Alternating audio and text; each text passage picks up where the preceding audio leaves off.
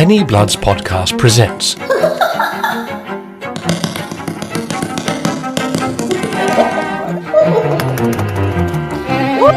The Mystery of Horner's Court with Lucy Archer-Woodcock, Jonathan Brandt, Kait Feeney, Jason Greenwood, Steff Knappe, Carter MacQueen, Clive Marlowe and John Martin.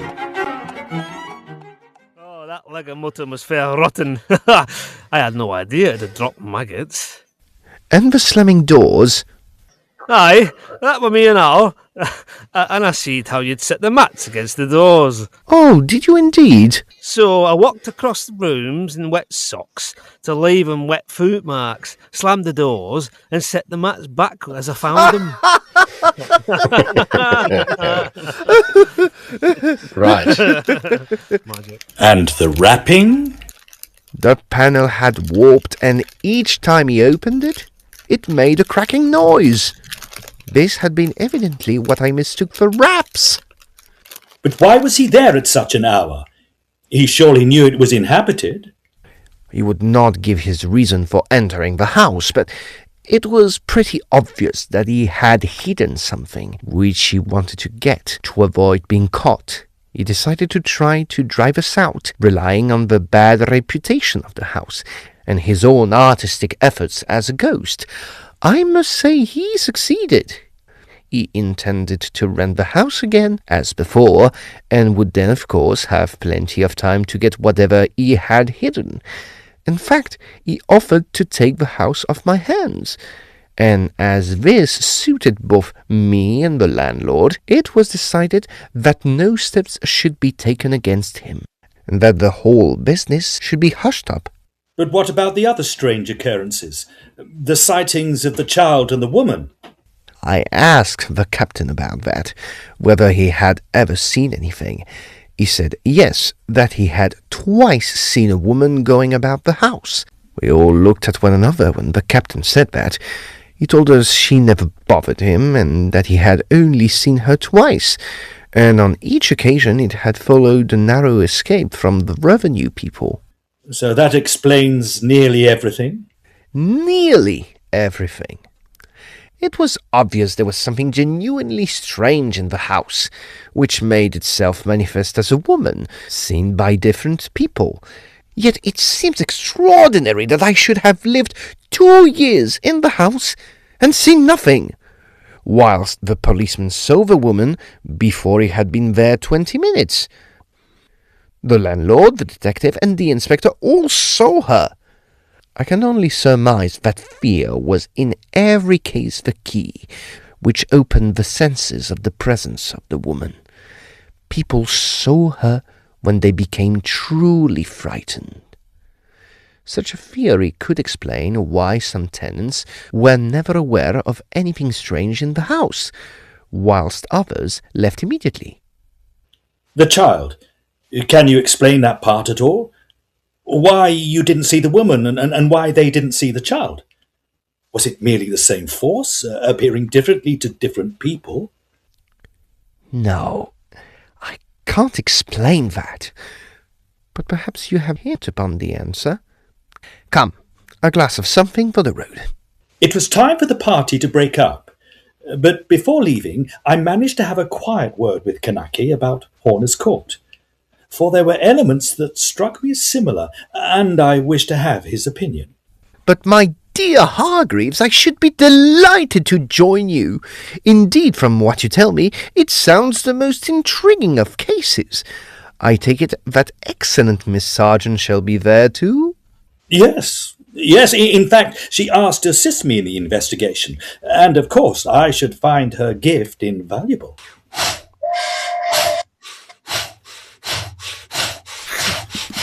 We travelled together in a compact group of 4.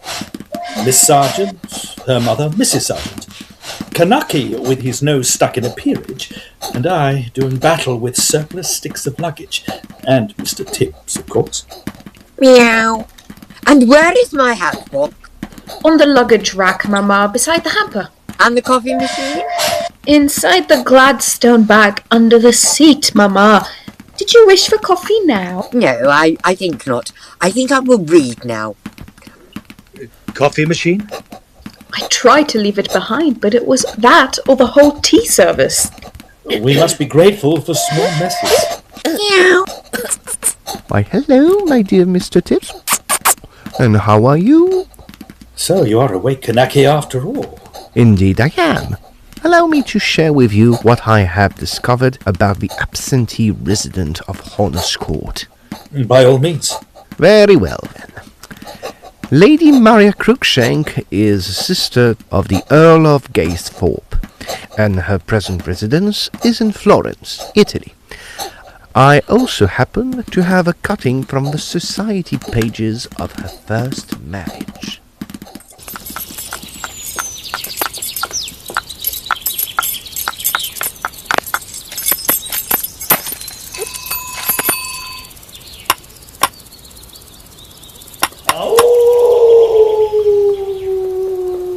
Good heavens, what was that? I put it down to foxes.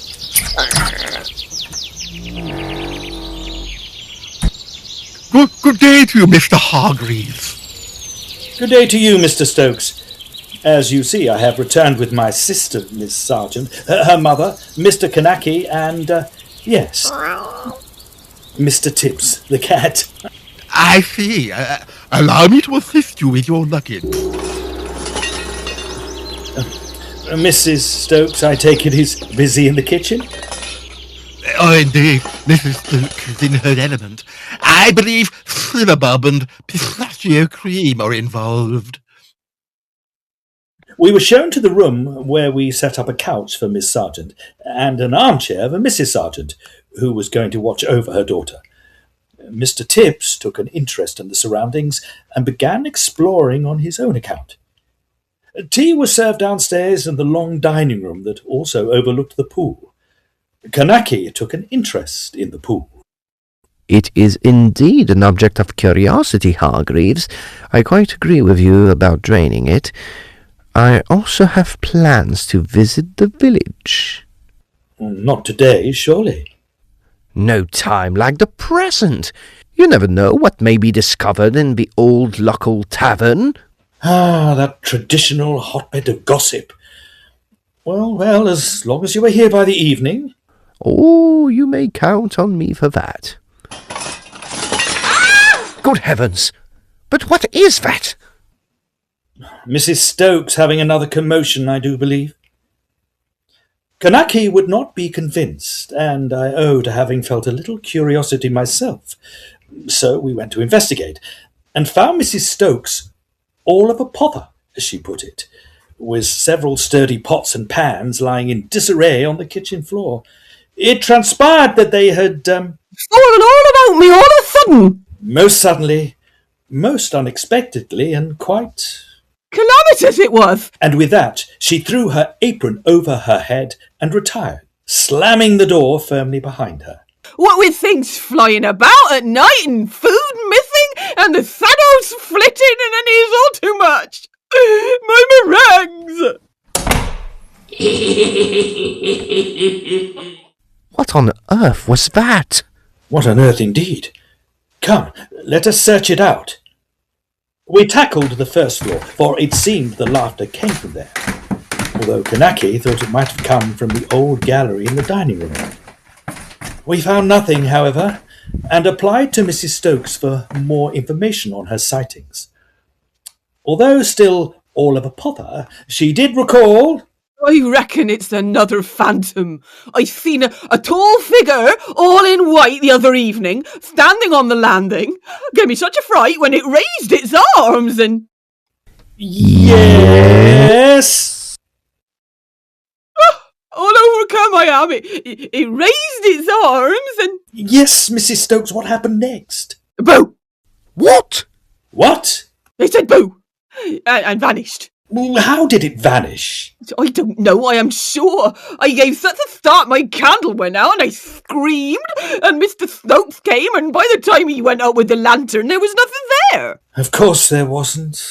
Mrs. Stokes, you mentioned the figure you saw was tall. Yes, indeed. So, not the phantom child, which you have seen previously.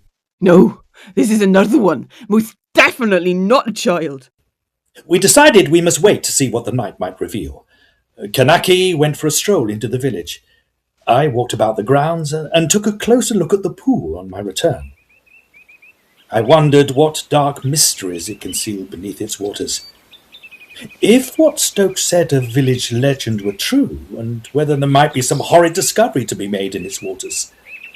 The sun was setting, throwing an unsettling soft light across the scene. As I turned back to the house, something caught my eye. A figure, indistinct, of a pale outline. It was so brief I wondered if I had imagined it. The shadows swallowed it up. I called out and gave chase, but an unearthly howl stopped me in my tracks. I heard running footsteps behind me. It was Kait. Did you see it too? I saw something. Come, let us give chase. I think it has gone already. Pshaw! It's headed for the house, I am certain. Quickly! It must be inside the house already.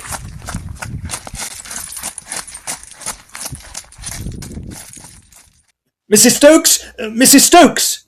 Oh, my meringues! Oh, my pork pies! Did you see it again? Yes! Yes, I saw it! Where did it go? Stokes!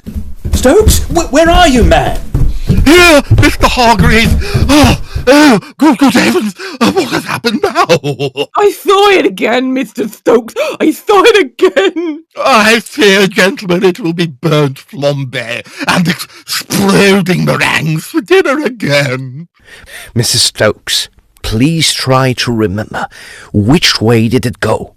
Oh, I don't know. I was in such a state. Meow. Mr. Tibbs. Mr. Tibbs. Mr. Tibbs was sitting facing the wall in the further corner of the kitchen, purring.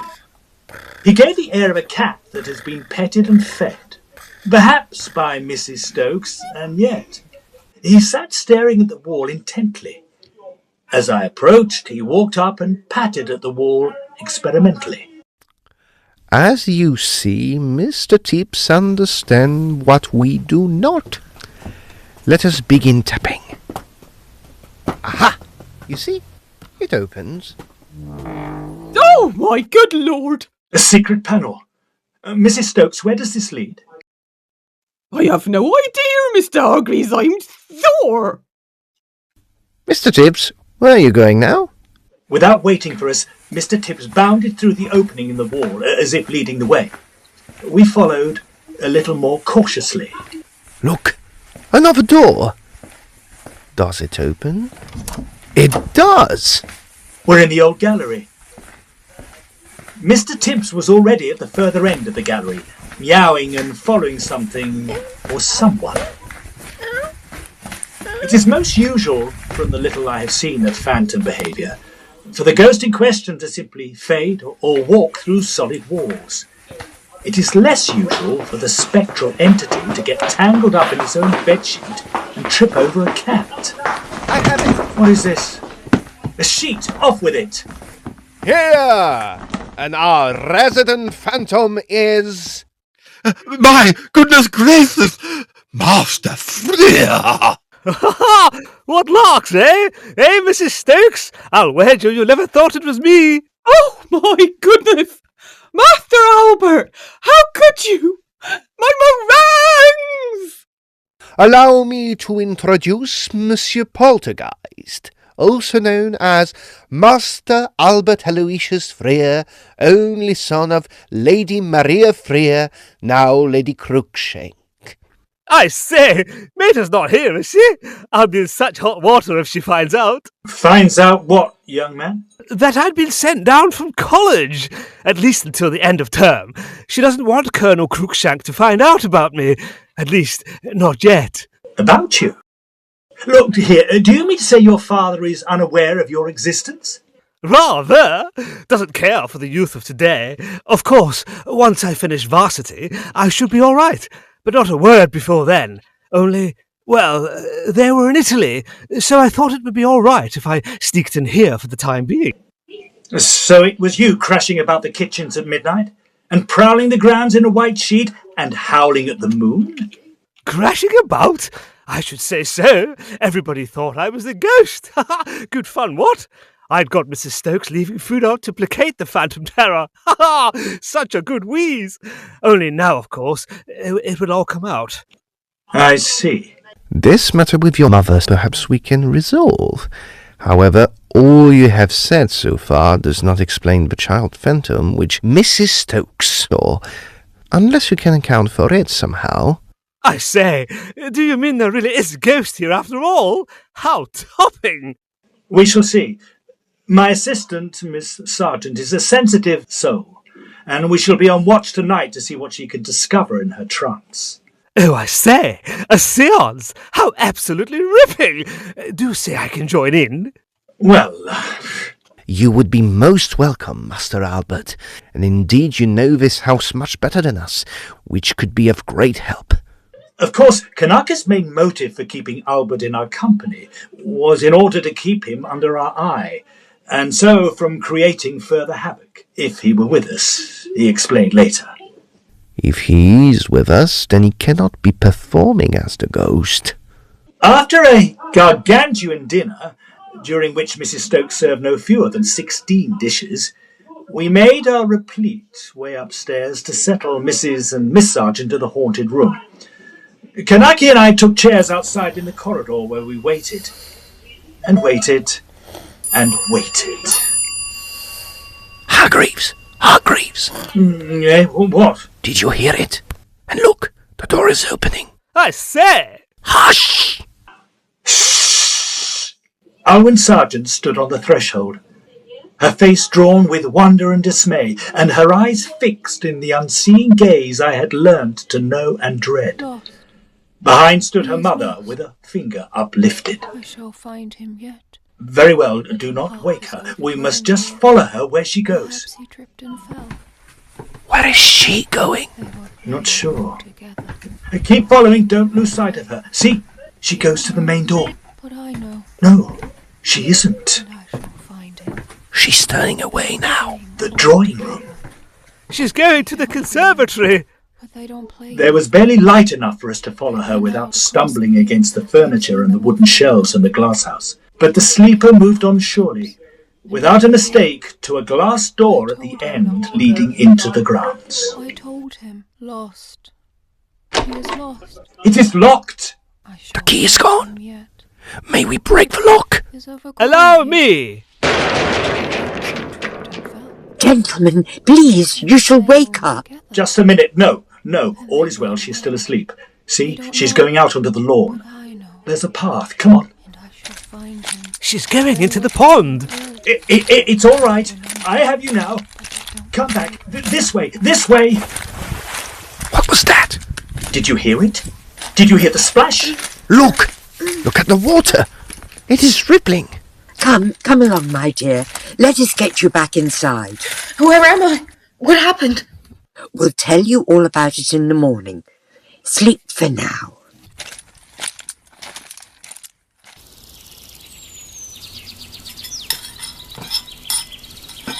This is excellent bacon. Would you like some, Miss Sargent? Why, thank you, Mr. Konaki, and some toast. By the way, Kanaki, how did your visit to the village go? Oh, yes, why, I had almost forgotten. It was in fact most productive. Now, it seems that some 200 or 300 years ago, a child that was playing with the other children in these grounds disappeared and could not be found. The poor mother, distraught, took to sleepwalking, and they found her one morning floating in the pool, quite drowned. That could explain the splash we heard. And ever since, there have been tales of the phantom child running and the phantom mother searching.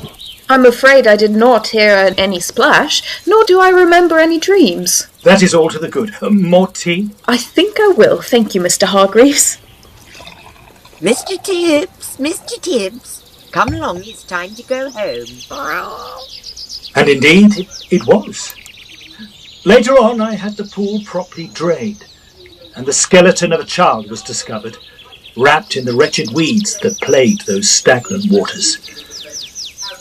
The remains were buried in the grave of the mother, in the village churchyard, since when there's been no further talk of phantom children or mothers haunting Horner's Court. This condition fulfilled, I was able to sell the property at considerable profit. I'm happy to relate that after a discreet telegram sent to Italy, Lady Crookshank was reunited with her son, before packing him off on a continental tour with a personal tutor. When last heard of, he was planning a circumference of the globe in 80 days in a hot air balloon. I say, what larks, eh? Ha ha! Open the bubbly!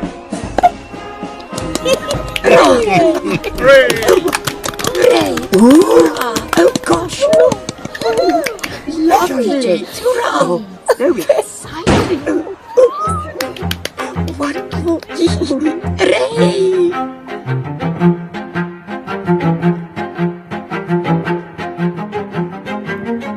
That was The Mystery of Horner's Court with Lucy Archer-Woodcock, Jonathan Brandt, Kait Feeney, Jason Greenwood, Steff Knappe, Carter MacQueen, Clive Marlowe and John Martin.